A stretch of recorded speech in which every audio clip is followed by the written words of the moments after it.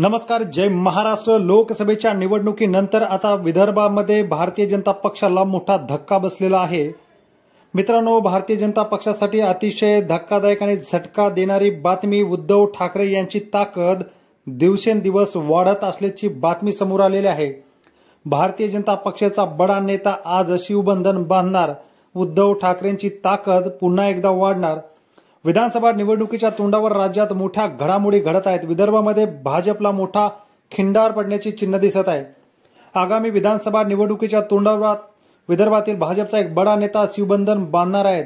मित्रांनो, अतिशय महत्वाची बातमी. आणि भारतीय जनता पक्षाला आता फोडाफोडी करत निष्ठावंतांना डावलणे महागात पडायला सुरुवात झालेली आहे.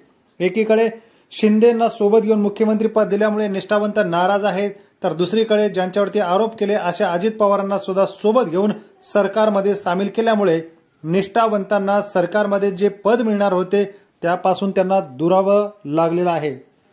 मित्रांनो, भारतीय जनता पक्षाचे बडे नेते, गोंदियाचे माजी आमदार आणि भाजपचे नेते रमेश कुथे आज भारतीय जनता पक्षाला सोडचिठ्ठी देत ठाकरेंच्या सेनेमध्ये पक्षप्रवेश करत आहेत. त्यामुळे येणाऱ्या निवडणुकीमध्ये आज रमेश कुथे यांच्या प्रवेशाने ठाकरेंची ताकद वाढणार आहे, तर भारतीय जनता पक्षाला हा एक मोठा धक्का मानला जातोय. एकीकडे भारतीय जनता पक्षाला लोकसभेमध्ये मोठे पराभवाला सामोरं जावं लागलं आणि याच आमदार रमेश कुथे यांचे भंडारा, गोंदिया या दोन जिल्ह्यामध्ये चांगली ताकद आहे.